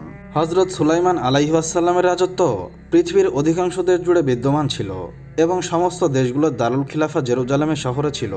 নবী সুলাইমান আলাইহিওয়াসাল্লামকে পশু পাখি মানব দানব এবং সমস্ত জন্তু জানোয়ারের উপর ক্ষমতা দেওয়া হয়েছিল। একদিনের ঘটনা, হজরত সুলাইমান আলাইহিওয়াসাল্লাম তার রাজদরবারের সমস্ত জিন মানুষ এবং পশু পাখিদেরকে নিয়ে বৈঠকে বসলেন, কিন্তু সেখানে তার অত্যন্ত আদরের পাখি হুদহুদ উপস্থিত ছিল না। তিনি জিজ্ঞেস করলেন, হুদহুদ কোথায়? সবাই মিলে খোঁজাখুঁজি করার পরেও হুদহুদের কোনো সন্ধান পাওয়া গেল না। সুলাইমান আলাইহিওয়াসাল্লাম রেগে গিয়ে সিদ্ধান্ত নিলেন, যদি হুদহুদ কোনো উপযুক্ত কারণ পেশ করতে না পারে তাহলে তাকে জবাহ করে ফেলা হবে। এদিকে হুদহুদকে নিয়ে আলোচনা চলাকালে হুদহুদ পাখি এসে উপস্থিত হয়ে গেল। তাকে জিজ্ঞাসা করা হলো, তুই কোথায় ছিলি? হুদহুদ অত্যন্ত আদবের সাথে উত্তর দিল, আমি উড়ে উড়ে এমন একটি দেশে চলে গিয়েছিলাম যেখানে মানুষদেরকে শিরকের মধ্যে ডুবান্ত দেখলাম। তারা আগুন এবং সূর্যের পূজা করে এবং তাদের একজন রানী রয়েছে যাকে সবাই বিলকিস নামে ডাকে। সে একটি বিশাল সিংহাসনে বসে তার শাসন ক্ষমতা চালায় এবং তার সিংহাসনটি অনেক মূল্যবান হীরা ও মণিমুক্তা দিয়ে সাজানো। তার আশেপাশে আরাম আয়েশের সমস্ত উপকরণ বিদ্যমান রয়েছে। হজরত সুলাইমান আলাইহিওয়াসাল্লাম বললেন, যদি তোমার কথা সত্য হয় তাহলে আমার একটি চিঠি ওই রানী পর্যন্ত পৌঁছে দাও, যাতে সে শিরিক থেকে ফিরে আসতে পারে। চিঠি পৌঁছানোর পর তুমি সেখানে অবস্থান করে তারা কি সিদ্ধান্ত নেয় সেটা শুনবে, অতঃপর আমার কাছে এসে বিস্তারিত জানাবে। কথা মতো সুলাইমান আলাইহিওয়াসাল্লাম তার চিঠি লিখতে শুরু করলেন, যা খানিকটা এরকম ছিল, পরম করুণাময় এবং দয়ালু আল্লাহর নামে শুরু করলাম। এই সম্মানিত চিঠি সুলাইমান ইবনে দাউদের পক্ষ থেকে সাবা সম্প্রদায়ের রানী বিলকিসকে প্রেরণ করা হয়েছে। যে ব্যক্তি হেদায়েতের অনুসরণ করবে তার জন্য রয়েছে নিরাপত্তা, আর কোশ্চিন কালেও আমার উপর বিজয় লাভ করার আশা লালন করবে না এবং আমার সাথে মোকাবেলা করার জন্য চক্রান্ত করার চেষ্টা করবে না, বরং অনুগতিশীল হয়ে আমার কাছে চলে আসো। আসলে এই চিঠিটি রানী বিলকিস এবং তার সম্প্রদায়ের লোকদের জন্য হেদায়েতের দাওয়াত হিসেবে ছিল। হুদহুদ এই চিঠিটি নিয়ে নারী বিলকিসের কোলে ফেলে দিল। রানী বিলকিসের দরবারে তখন 300 সর্দার বিদ্যমান ছিল। তার যখন এই চিঠিটি পড়ল তখন তারা অত্যন্ত রাগান্বিত হলো এবং বলল, এভাবে চিঠি দেওয়া আমাদের অপমান করার শামিল, তাই এর কঠিন জবাব দেওয়া দরকার। কিন্তু রানী বিলকিস অত্যন্ত বুদ্ধিমতী মেয়ে ছিলেন, তাই তিনি তাদেরকে বুঝাইলেন যে এই চিঠি দ্বারা বোঝা যাচ্ছে তিনি কোনো সামান্য মানুষ নয়, বরং আল্লাহর কোনো একজন নবী। সুতরাং আমাদেরকে হেকমতের সাথে কাজ করা উচিত। রানী বিলকিস বললেন, আমি সুলাইমান আলাইহিওয়াসাল্লামের কাছে একটি উপহার পাঠাবো। যদি তা কবুল করে ফেলে তাহলে সুলাইমান শুধুমাত্র একজন দুনিয়ার বাদশা এবং আমি তার সাথে যুদ্ধ করব, কিন্তু তিনি যদি উপহার কবুল না করেন তাহলে আমি তার অনুসরণ করব, কেননা তিনি আল্লাহর সত্য নবী। এদিকে হুদহুদ তাদের সমস্ত আলোচনা শুনছিল। সুলাইমান আলাইহিওয়াসাল্লামের কাছে গিয়ে তাদের সমস্ত কথা বলে দিল। তাই সুলাইমান আলাইহিওয়াসাল্লাম জিনদেরকে নির্দেশ দিলেন যে রানী বিলকিস শহরের যে রাস্তা দিয়ে আসবে সেই রাস্তায় সোনা এবং রূপার ইট বিছিয়ে দাও এবং রাস্তার উভয় পাশে সুন্দর সুন্দর ভাস্কর্য স্থাপন করো এবং সমস্ত কামরা এবং আমাদের চেয়ারগুলি স্বর্ণ দিয়ে তৈরি করো এবং রাজদরবারকে হীরা ও মণিমুক্তা দিয়ে সুসজ্জিত করো। ওইদিকে রানী বিলকিস সুলাইমান আলাইহিওয়াসাল্লামের জন্য বিশাল উপহার নিয়ে রওনা হলেন, যাতে স্বর্ণের ইট, মূল্যবান মণিমুক্তা এবং রানী বিলকিসের একটি চিঠিও ছিল। রানী বিলকিসের হাবিবেরা যখন সমস্ত উপহার নিয়ে সুলাইমান আলাইহিওয়াসাল্লামের রাজদরবারে পৌঁছালো তখন সুলাইমান আলাইহিওয়াসাল্লাম রানী বিলকিসের খাদিমদেরকে বললেন, তোমরা কি ধন সম্পদ দিয়ে আমাকে সাহায্য করতে চাও অথচ আল্লাহ তাআলা আমাকে যে পরিমাণ ধন সম্পদ দিয়েছেন তা তোমাদের ধন সম্পদ থেকে শতগুণ বেশি। সুতরাং তোমরা তোমাদের উপহার তোমাদের কাছেই রাখো এবং তোমরা উপহার সহ ফিরে যাও এবং তোমরা তোমাদের রানীকে বলবে তিনি যেন আমাদের জন্য অপেক্ষা করেন, কারণ আমরা অতি তাড়াতাড়ি শক্তিশালী সৈন্যদল নিয়ে তোমাদের কাছে আসব। যখন এই খবর রানী বিলকিসের কাছে পৌঁছালো, তিনি বুঝে গেলেন যে সুলাইমান আলাইহিসসালাম আল্লাহর একজন সত্য নবী। তাই তিনি সিদ্ধান্ত নিলেন সুলাইমান আলাইহিসসালামের সাথে যুদ্ধ না করে ওনাকে নবী হিসাবে মেনে নেবেন। যখন সুলাইমান আলাইহিসসালামের কাছে এই খবর পৌঁছালো, তখন সুলাইমান আলাইহিসসালাম রাজদরবারে ঘোষণা দিলেন যে তোমাদের মধ্যে এমন কে আছো যে রানী বিলকিস এখানে আসার পূর্বে তার সিংহাসন এখানে নিয়ে আসতে পারবে? দানব আকৃতির একটি জিন বলল, রানী বিলকিস আপনার দরবারে আসার পূর্বে আমি তার সিংহাসন নিয়ে আসতে পারবো এবং আমি এই কাজ করার সম্পূর্ণ ক্ষমতা রাখি। তখন পাশে থাকা আসমানি কিতাব সম্পর্কে জ্ঞানী একজন ব্যক্তি বলল, আমি রানী বিলকিসের সিংহাসন চোখের পলকেই আপনার কাছে নিয়ে আসতে পারবো। তখন হযরত সুলাইমান আলাইহিসসালাম রানী বিলকিসের সিংহাসনকে তার পাশে রাখা অবস্থায় দেখলেন। তখন তিনি বলে উঠলেন যে এটা একমাত্র মহান আল্লাহ তাআলার ফজল, যাতে তিনি পরীক্ষা করতে পারেন আমি তার শুকরিয়া আদায়কারী হই কিনা। আসলে যে ব্যক্তি আল্লাহ তাআলার শুকরিয়া আদায় করে তাহলে তার শুকরিয়া আদায় তার জন্যই উপকারী হয়, আর যে ব্যক্তি শুকরিয়া আদায় না করে তাহলে আল্লাহ তাআলা তার শুকরিয়ার মুখাপেক্ষী নন। মুফাসসিরিনদের মতে ওই ব্যক্তি হযরত সুলাইমান আলাইহিসসালামের একজন বন্ধু ছিলেন, যার নাম তাফসিরে কিতাবে আসিব ইবনে বারফিয়া বলা হয়েছে। আবার কোনো কোনো মুফাসসিরিন লিখেছেন ওই ব্যক্তি হযরত সুলাইমান আলাইহিসসালামের খালাতো ভাই ছিল। বর্ণনায় পাওয়া যায় যে রানী বিলকিসের সিংহাসনটি ৮০ হাত লম্বা ছিল এবং প্রস্থে ছিল ৪০ হাত এবং উচ্চতায় ৩০ হাত ছিল। এই সিংহাসনটি হীরা মণিমুক্তা এবং একত পাথরে সন্নিবেশিত ছিল। হযরত সুলাইমান আলাইহিসসালাম ওই সিংহাসনে কিছুটা পরিবর্তন করেন, ফলে সিংহাসনটি পূর্বের চেয়েও আরও উন্নত এবং সুন্দর হয়ে গেল। অতঃপর যখন রানী বিলকিস হযরত সুলাইমান আলাইহিসসালামের দরবারে উপস্থিত হলো, তখন তিনি তাকে জিজ্ঞেস করলেন যে তোমার সিংহাসনটিও দেখতে কি এরকমই? রানী বিলকিস জবাবে বললেন, হ্যাঁ, আমার সিংহাসনটি হুবহু এমনই। আসলে আমরা তো আপনার ব্যাপারে আগেই জেনে গেছি এবং আপনার অনুগতশীল হয়ে এসেছি। এদিকে রানী বিলকিস আসার পূর্বে হযরত সুলাইমান আলাইহিসসালাম এমন বিল্ডিং বানানোর নির্দেশ দিয়েছিলেন যার ফ্লোরে গ্লাস ছিল এবং তার নিচ দিয়ে পানি প্রবাহিত ছিল এবং পানির মধ্যে মাছসহ অন্যান্য প্রাণীদের বসবাস ছিল, যার কারণে খালি চোখে দেখলে ফ্লোরে থাকা গ্লাস নজরে আসতো না, বরং শুধুমাত্র প্রবাহমান পানি নজরে আসতো। অতঃপর যখন রানী বিলকিসকে ওই মহলে আহ্বান করা হলো, তখন রানী বিলকিস চোখের সামনে পানির হাউস দেখতে পেলেন। তাই স্বাভাবিকভাবে তিনি পানি পার হওয়ার জন্য পায়ের নিচ থেকে কাপড় ওঠাতে শুরু করলেন। তখন হযরত সুলাইমান আলাইহিসসালাম বললেন, এটা তো গ্লাস দ্বারা তৈরি ফ্লোর, এখানে পানি নেই। তখন রানী বিলকিস কিছুটা লজ্জিত হলেন এবং তিনি বললেন, হে আমার পরওয়ারদিগার, আমি এতদিন পর্যন্ত সূর্যের পূজা করে নিজের উপর জুলুম করেছি, কিন্তু এখন হযরত সুলাইমান আলাইহিসসালামের সাথে আপনার অনুগত স্বীকার করছি। তখন রানী বিলকিসের ব্যাপারে উপস্থিত সবাই বুঝে গেলেন যে যেভাবে রানী বিলকিস গ্লাসের ফ্লোরকে পানি ভেবে ভুল করেছিল, তেমনিভাবে সূর্যকে তার আলো ও কিরণ দেখে খোদা হিসাবে মেনে ভুল করেছিল। তাই রানী বিলকিস এবং তার সম্প্রদায় তাদের অতীতের কৃতকর্মের জন্য লজ্জিত ও অনুতপ্ত হলো। মুফাসসিরিনগণ লিখেছেন এই ঘটনার পর রানী বিলকিস মুসলমান হয়েছিলেন এবং হযরত সুলাইমান আলাইহিসসালামের সাথে বিবাহ বন্ধনে আবদ্ধ হয়েছিলেন। আবার কিছু সংখ্যক মুফাসসিরিন লিখেছেন যে হযরত সুলাইমান আলাইহিসসালাম রানী বিলকিসকে ইয়েমেন শহরে ফিরিয়ে দিয়েছিলেন এবং তার জন্য সেখানে 3টি বিশাল বিল্ডিং নির্মাণ করে দিয়েছিলেন। হযরত ওয়াইস করনী রহমতুল্লাহ আলাইহির যখন 9 বছর বয়স হলো, তখন তার বাবা পরলোক গমন করেন। তাই বিধবা মাকে দেখাশোনা করার জন্য বাধ্য হয়ে তিনি তার বাবার কাপড়ের দোকানে ব্যবসার হাল ধরলেন। ব্যবসা করে যা উপার্জন করতেন তাতেই মা ছেলের জীবন একরকম কেটেই যাচ্ছিল। কিন্তু আল্লাহর ইচ্ছা বোঝা কঠিন। একদিন ভোরবেলা তিনি দোকানে গিয়ে দেখলেন দোকানের সমস্ত জিনিসপত্র কারা যেন চুরি করে নিয়ে গেছে। খবর পেয়ে তার মাও দোকানে আসলেন। তার মা দোকানের এই অবস্থা দেখে বললেন, বাবা ওয়াইস, আমাদের এবার কি হবে? কি করে দিন চলবে আমাদের? তখন বালক ওয়াইস তার মাকে সান্ত্বনা দিয়ে বললেন, আম্মাজান, আল্লাহ তাআলা যা করেন ভালোর জন্যই করেন। অতঃপর বালক ওয়াইস করনী রহমতুল্লাহ আলাইহি এক ধনী প্রতিবেশীর ভেড়া চড়ানোর কাজে নিযুক্ত হলেন। প্রতিদিন তিনি ভেড়ার পাল নিয়ে মাঠে যেতেন, সারাদিন ভেড়াগুলো চড়াতেন আর ক্লান্ত হলে গাছের ছায়ায় বসে বিশ্রাম নিতেন। একদিন বালক ওয়াইস করনী রহমতুল্লাহ আলাইহি ভেড়াগুলো মাঠের মধ্যে ছেড়ে দিয়ে পাশের এক জঙ্গলে প্রবেশ করলেন। গভীর জঙ্গলের ভেতর দিয়ে তিনি হেঁটে যাচ্ছিলেন। যেতে যেতে তিনি হঠাৎ দেখতে পেলেন একজন দরবেশ সেখানে বসে ধ্যানমগ্ন আছেন। তিনি দরবেশের কাছে গিয়ে দাঁড়ালেন। হঠাৎ দরবেশের ধ্যান ভেঙে গেল। তখন দরবেশ বালক ওয়াইস করণী রহমতুল্লাহ আলাইহিকে জিজ্ঞেস করল, বাবা তুমি কে, আর আমার কাছে তুমি কি চাও? বালক ওয়াইস করণী রহমতুল্লাহ আলাইহি তখন নিজের পরিচয় এবং অবস্থার কথা বর্ণনা দিলেন। তার অবস্থা শুনে দরবেশের দয়া হলো, তাই তাকে নিজের কাছে বসিয়ে অনেক সময় ধরে আলোচনা করলেন এবং বললেন, তুমি সময় পেলে আমার কাছে এসো, কিন্তু সাবধান, কাউকে সঙ্গে নিয়ে আসবে না, আর আমার কথা কারো সঙ্গে বলবে না। তারপর থেকে বালক ওয়াইস করণী রহমতুল্লাহ আলাইহি ভেড়াগুলো মাঠে ছেড়ে প্রতিদিন সেই দরবেশের কাছে যেতেন। দরবেশ যা উপদেশ দিতেন তিনি তাই মনোযোগ দিয়ে শুনতেন। তিনি সেখানে যতক্ষণ থাকতেন দুনিয়ার কোনো কথাই তার মনে থাকতো না। দরবেশ যখন বলতেন, যাও বাবা তুমি তোমার মালিকের ভেড়াগুলো দেখাশোনা করো, তখন তার ভেড়ার কথা মনে পড়ত এবং সেখান থেকে চলে আসতেন। একদিন তিনি ভেড়ার পাল নিয়ে বাড়িতে ফিরলেন।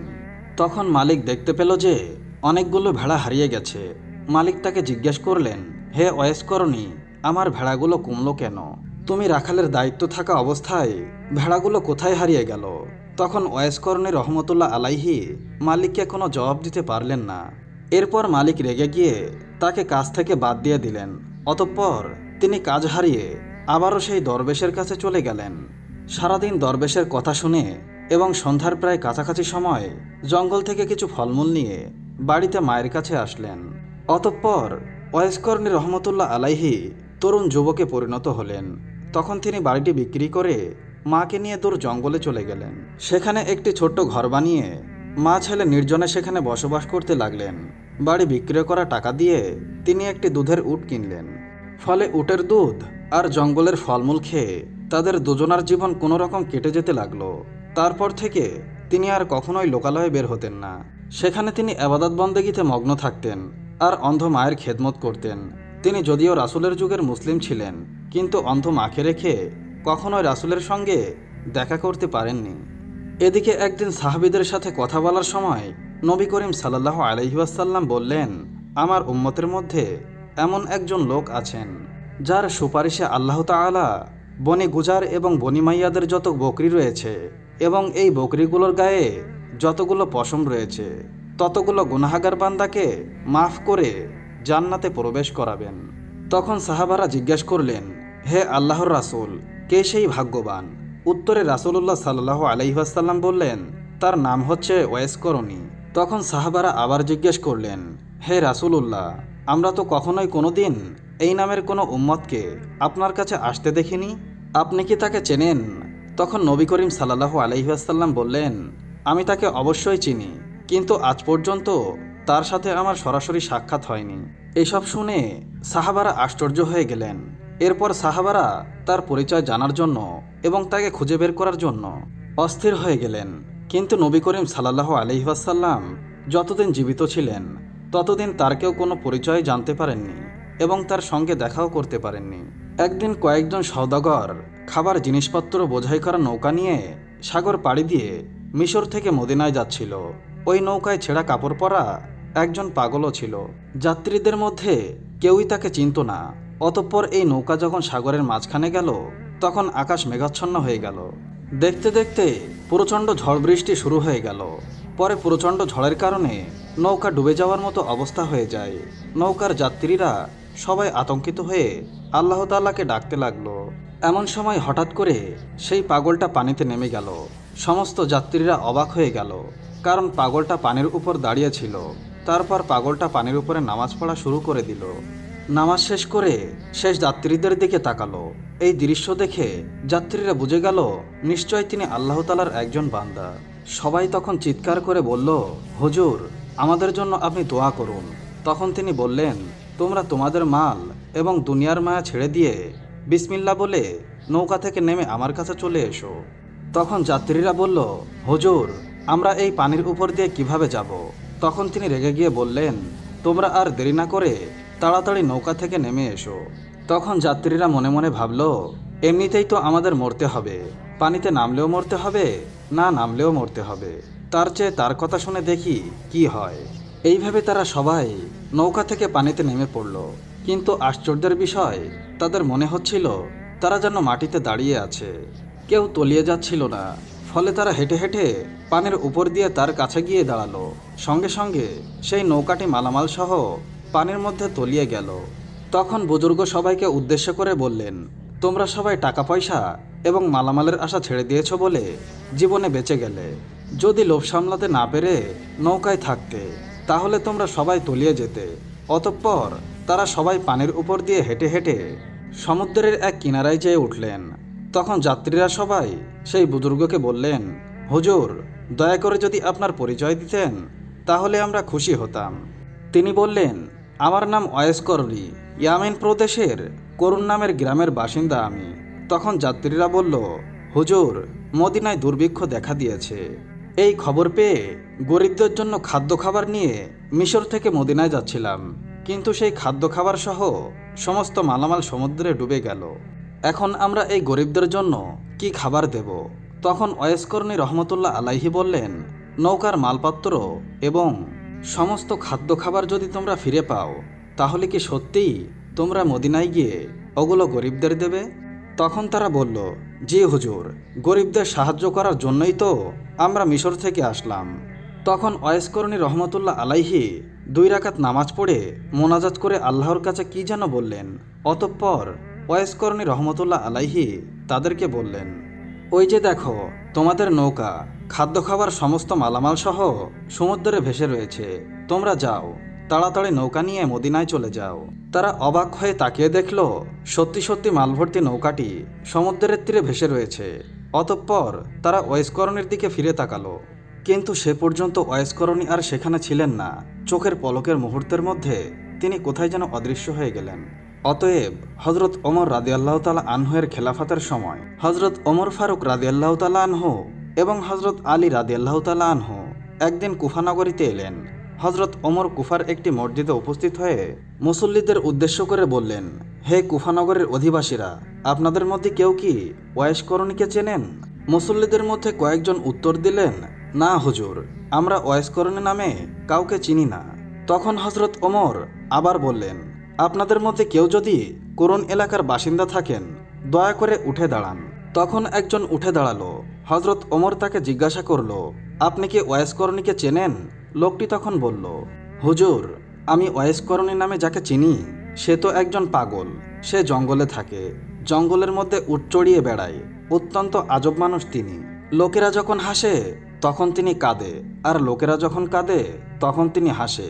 এই কথা শুনে হজরত ওমর রাদিয়াল্লাহু তাআলা আনহু এবং হজরত আলী রাদিয়াল্লাহু তাআলা আনহু লোকটাকে সঙ্গে নিয়ে তাকে খোঁজার জন্য বের হলেন। অনেক খোঁজাখুঁজির পর তারা দেখলেন একজন লোক একটি গাছের নিচে দাঁড়িয়ে নামাজ পড়ছেন। পাগলের মতো তার চেহারা। তখন ওমর ফারুক রাদিয়াল্লাহু তাআলা আনহু এবং হজরত আলী রাদিয়াল্লাহু তাআলা আনহু সেই গাছের কাছে গিয়ে চুপচাপ দাঁড়িয়ে রইলেন। অতঃপর হজরত ওয়াইস করনি রহমতুল্লাহ আলাইহি নামাজ শেষ করে তাদের দিকে ফিরে তাকালেন। তখন হজরত ওমর রাদিয়াল্লাহু তাআলা আনহু তাকে সালাম দিলেন। তিনিও তাদের সালামের জবাব দিলেন। অতঃপর হজরত ওমর ফারুক রাদিয়াল্লাহু তাআলা আনহু তাকে জিজ্ঞাসা করলেন, আপনি দয়া করে আপনার পরিচয় দিন।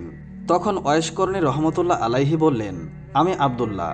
তখন হজরত ওমর রাদিয়াল্লাহু তাআলা আনহু বললেন, আমরা সবাই তো আব্দুল্লাহ, অর্থাৎ আল্লাহর বান্দা। আমি আপনার বাবা মায়ের দেওয়া নামটি জানতে চাই।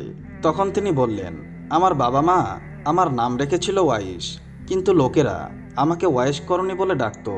তখন হজরত ওমর ফারুক রাদিয়াল্লাহু তাআলা আনহু বললেন, হুজুর, আপনি দয়া করে আপনার ডান হাতটি দেখাবেন কি? তখন ওয়াইস করনি রহমতুল্লাহ আলাইহি তার ডান হাতটি এগিয়ে দিলেন। তারা দুজনেই তার হাতের তালুতে দিরহাম আকারের একটি দাগ দেখতে পেলেন। তারপর তারা তাদের দুজনের পরিচয় দিয়ে বললেন, প্রিয় নবী হজরত মুহাম্মদ সাল্লাল্লাহু আলাইহি ওয়াসাল্লাম তার ইন্তেকালের আগে তার প্রিয় উম্মতের আকৃতির কথা আমাদের সঙ্গে বলে গিয়েছেন।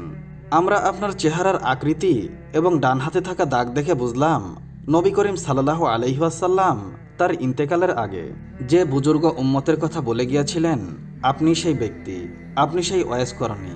হে প্রিয় হজরত মুহাম্মদ সাল্লাল্লাহু আলাইহি ওয়াসাল্লাম স্বয়ং আপনাকে সালাম জানিয়েছেন এবং তার দেহের পবিত্র জুব্বা মোবারক আপনাকে দেওয়ার জন্য আদেশ করেছেন, আর বলে গিয়েছেন, আপনি যেন তার উম্মতের জন্য দোয়া করেন।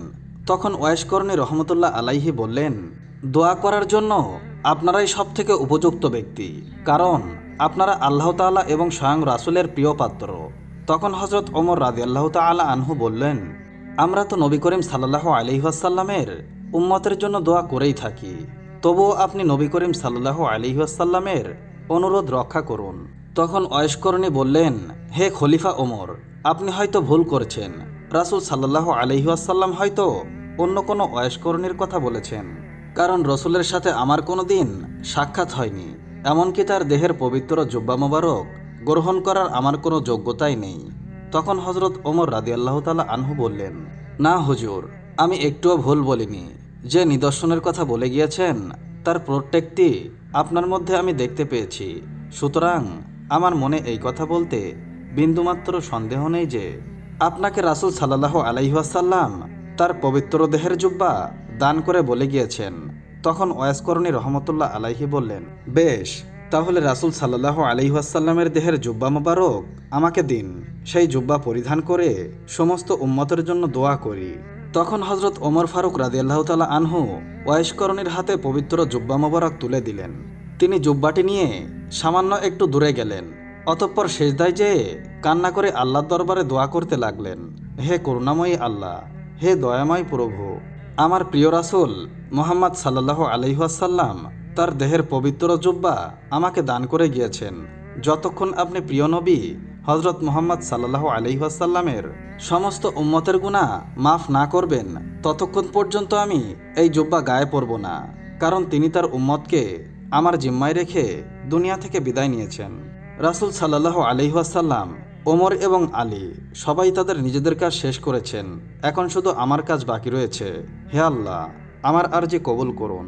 তখন অদৃশ্য থেকে আওয়াজ আসলো, হে ওয়াইস করণী, তুমি সেজদা থেকে তোমার মাথা উঠাও, তোমার প্রার্থনা কবুল করার জন্য কিছু উম্মতের গুনাহ মাফ করে দিলাম। তখন হযরত ওয়াইস করণী রহমতুল্লাহ আলাইহি বলল, হে আল্লাহ, আমি তোমার কাছে হযরত মুহাম্মদ সাল্লাল্লাহু আলাইহি ওয়াসাল্লামের সকল উম্মতের গুনাহ মাফ করে দেওয়ার জন্য আরজি জানিয়েছি, সামান্য কিছু উম্মতের গুনাহ মাফ করার জন্য বলিনি। অতঃপর আবারও এক অদৃশ্য আওয়াজ হলো, হে ওয়াইস করণী, তোমার দোয়া অনুযায়ী আমার হাবিবের উম্মতের 4 ভাগের 1 ভাগের গুনাহ মাফ করে দিলাম। হযরত ওয়াইস করণী রহমতুল্লাহ আলাইহি এতেও রাজি হলেন না। তিনি সেজদা থেকে মাথা না উঠিয়ে আবার দোয়া করলেন, হে রাব্বুল আলামিন, রাসূলের সমস্ত উম্মতের গুনাহ মাফ না করলে আমি রাসূলের পবিত্র জুব্বা মোবারক কিছুতেই গায়ে পরব না এবং সেজদা থেকে মাথা উঠাবো না। ফলে আবারও অদৃশ্য থেকে আওয়াজ এলো, ওয়াইস করণী, তুমি সেজদা থেকে মাথা উঠাও, আমার হাবিব মুহাম্মদ সাল্লাল্লাহু আলাইহি ওয়াসাল্লামের পবিত্র দেহের জুব্বা মোবারক পরিধান করো। আমি শুধু তোমার দোয়া করার জন্য রাসূল সাল্লাল্লাহু আলাইহি ওয়াসাল্লামের পাপী উম্মতদের অর্ধেককে মাফ করে দিলাম। হযরত ওয়াইস করণী রহমতুল্লাহ আলাইহি এবং রাহমানুর রহিম এবং আল্লাহর মধ্যে যখন এমন কথা হচ্ছিল, তখন আমিরুল মুমিনিন হযরত ওমর রাদিয়াল্লাহু তাআলা আনহু এবং হযরত আলী রাদিয়াল্লাহু তাআলা আনহু তার কাছে গিয়ে হাজির হলেন। তাদের দুজনের উপস্থিতিতে ওয়াইস করণী রহমতুল্লাহ আলাইহির ধ্যান ভেঙে গেল। আশেক এবং মুশকের গোপন সূত্র ছিন্ন হওয়ায় তিনি সেজদা থেকে মাথা উঠিয়ে অত্যন্ত দুঃখের সাথে বললেন, কেন আপনারা এ সময় আমার সামনে এলেন? আপনারা যদি আরও কিছুক্ষণ অপেক্ষা করতেন তাহলে আমি হুজুর সাল্লাল্লাহু আলাইহি ওয়াসাল্লামের সমস্ত উম্মতের গুনাহ মাফ না হওয়া পর্যন্ত সেজদা থেকে মাথা উঠাতাম না। আপনারা আমার সামনে এসে সব কিছু নষ্ট করে দিলেন। তারপর হযরত ওয়াইস করণী রহমতুল্লাহ আলাইহি রাসূল সাল্লাল্লাহু আলাইহি ওয়াসাল্লামের পবিত্র জুব্বা মোবারক পরিধান করলেন। অতঃপর তিনি আবারও আল্লাহ তাআলার দরবারে দোয়া করলেন, হে পরওয়ারদিগার, হে দয়াময় আল্লাহ, তুমি তোমার পেয়ারা হাবিবের এই পবিত্র জুব্বা মোবারকের বরকতে বনি রাবিয়া এবং বনি গুজার গোত্রের মেষপালকের সমান সংখ্যক মুহাম্মাদি উম্মতের গুনাহ মাফ করে দাও।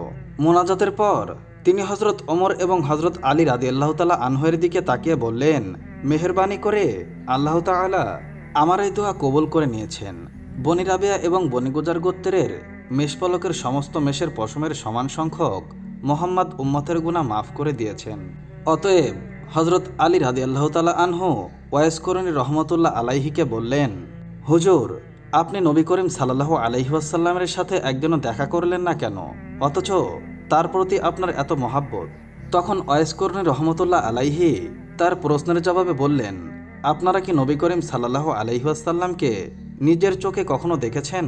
আমরা তো প্রিয় নবীর সাথে সবসময় ওঠা বসা করতাম, সুতরাং তাকে অবশ্যই দেখেছি। তখন হজরত ওয়াইস করণী রহমতুল্লাহ আলাইহি বললেন, আচ্ছা বলুন তো, তার চোখের ভুঁড়ি দুটি জোড়া ছিল নাকি আলাদা ছিল? তখন তারা দুজনেই প্রশ্নের সঠিক উত্তর দিতে পারলেন না। তখন তারা বললেন, আমরা তো কোনোদিন হুজুর পাক সাল্লাল্লাহু আলাইহি ওয়াসাল্লামের চেহারার দিকে তাকিয়ে কথা বলিনি, তাই আমরা এ বিষয়ে লক্ষ্য করিনি। অতঃপর হজরত ওমর রাদিয়াল্লাহু তাআলা আনহু ওয়াইস করণী রহমতুল্লাহ আলাইহিকে তার নিজের জন্য দোয়া করতে অনুরোধ করলেন। তখন ওয়াইস করণী রহমতুল্লাহ আলাইহি বললেন, আমি প্রতি ওয়াক্ত নামাজের পর এই বলে দোয়া করে থাকি, হে পরম করুণাময় দয়াময় আল্লাহ, সমস্ত মুমিন এবং মুমিনাদের গুনাহ মাফ করে দাও। আপনি যদি খাঁটি ঈমান নিয়ে কবরে যেতে পারেন তাহলে আমার এই দোয়াই যথেষ্ট। এই দোয়াই আপনাকে খুঁজে বের করবে। তখন হজরত ওমর রাদিয়াল্লাহু তাআলা আনহু ওয়াইস করণী রহমতুল্লাহ আলাইহির কাছে আরও কিছু নসিহত শুনতে চাইলেন। তখন হজরত ওয়াইস করণী রহমতুল্লাহ আলাইহি বললেন, আপনি কি সর্বশক্তিমান আল্লাহ তাআলাকে চেনেন? যদি তাকে ছাড়া আর অন্য কাউকে না চেনেন তাহলে আল্লাহ তাআলাকে চেনাই আপনার জন্য সবচেয়ে ভালো। অতঃপর তিনি হজরত ওমর রাদিয়াল্লাহু তাআলা আনহুকে জিজ্ঞেস করলেন, আল্লাহ তাআলা কি আপনার সম্বন্ধে জানেন? তখন হজরত ওমর রাদিয়াল্লাহু তাআলা আনহু বললেন, তিনি আলিমুল গায়েব, নিশ্চয় তিনি আমার সম্বন্ধে সবকিছুই জানেন। তখন হজরত ওয়াইস করণী রহমতুল্লাহ আলাইহি বললেন, তিনি ছাড়া আর কেউ যদি আপনাকে না জানে না চেনে তাহলে সেটাই আপনার জন্য ভালো। অতঃপর হজরত ওমর রাদিয়াল্লাহু তাআলা আনহু হজরত ওয়াইস করণী রহমতুল্লাহ আলাইহিকে কিছু নাজরানা দিতে চাইলেন। তখন হজরত ওয়াইস করণী রহমতুল্লাহ আলাইহি তার নিজের পকেট থেকে 2টি দিরহাম বের করে বললেন, উট চড়িয়ে এই দিরহাম 2টি পেয়েছিলাম। আপনি কি আমাকে এই নিশ্চয়তা দিতে পারবেন যে এগুলো খরচ করা না পর্যন্ত আমি এই দুনিয়ায় বেঁচে থাকব? যদি পারেন তাহলে নাজরানা দিন। আমি নিজে কিন্তু বিশ্বাস করতে পারছি না যে এই দিরহাম 2টি খরচ করতে আমি পারবো। হয়তো তার আগেই এই দুনিয়া ছেড়ে আমাকে চলে যেতে হবে। অতঃপর কিছুক্ষণ চুপ থাকার পর হজরত ওয়াইস করণী রহমতুল্লাহ আলাইহি তাদেরকে বললেন, আপনারা দুজন অনেক কষ্ট করে আমার সাথে দেখা করতে এসেছেন, দেখা তো হয়ে গেল, এখন আপনারা ফিরে যান। কিয়ামত খুব নিকটবর্তী, সেদিন আমার আপনাদের সাথে আবার দেখা হবে। অতঃপর হজরত ওয়াইস করণী রহমতুল্লাহ আলাইহি তাদের দিকে থেকে মুখ ফিরিয়ে নিলেন এবং আল্লাহ তাআলার ইবাদতে মগ্ন হলেন। হজরত ওমর এবং হজরত আলী রাদিয়াল্লাহু তাআলা আনহু তখন বুঝতে পারলেন যে তার সাথে আর কথা বলার সুযোগ হবে না, সুতরাং তারা সেখান থেকে চলে এলেন। অতঃপর দীর্ঘদিন অতিবাহিত হওয়ার পর হজরত ওয়াইস করণী রহমতুল্লাহ আলাইহি নবী করিম সাল্লাল্লাহু আলাইহি ওয়াসাল্লামের পবিত্র রওজা মোবারক জিয়ারতের জন্য মদিনা শরীফে আসলেন। মদিনায় সাহাবাগণ তখন ওয়াইস করণী রহমতুল্লাহ আলাইহিকে জিজ্ঞাসা করলেন, আপনি প্রিয় নবী হজরত মুহাম্মদ সাল্লাল্লাহু আলাইহি ওয়াসাল্লামের পবিত্র রওজা মোবারক জিয়ারত করার জন্য এসেছেন, কিন্তু তিনি বেঁচে থাকতে তো একবারও আপনি দেখা করার জন্য আসেননি, এর কারণ কি?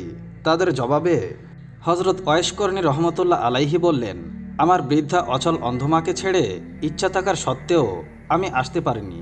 তখন সাহাবারা বলল, আমাদের সবার তো পিতামাতা ছিলেন, কিন্তু আমরা তো আমাদের পিতামাতার চেয়ে নবী করিম সাল্লাল্লাহু আলাইহি ওয়াসাল্লামকে মন প্রাণ দিয়ে বেশি ভালোবাসতাম। তখন ওয়াইস করণী রহমতুল্লাহ আলাইহি বললেন, আপনারা তো সবসময় রাসূল সাল্লাল্লাহু আলাইহি ওয়াসাল্লামের দরবারে ছিলেন, কাছে থেকে প্রতিদিন দেখতেন, তাকে মন প্রাণ দিয়ে ভালোবেসেছেন। আচ্ছা বলুন তো দেখি, রাসূলের চেহারা মোবারক কেমন ছিল? তখন সাহাবাগণ রাসূল সাল্লাল্লাহু আলাইহি ওয়াসাল্লামের চেহারা মোবারকের কিছু কিছু বর্ণনা দিতে শুরু করলেন। এটা শুনে হজরত ওয়াইস করণী রহমতুল্লাহ আলাইহি বললেন, আপনারা তো এতক্ষণ যা বললেন এটা তো শুধু বাইরের এক টুকরো কথা, কিন্তু তার বাতেনি আকৃতির কথা তো কিছুই বলেননি। সাহাবাগণ তখন কোনো জবাব দিতে না পেরে বললেন, হুজুর তাহলে আপনি বলুন।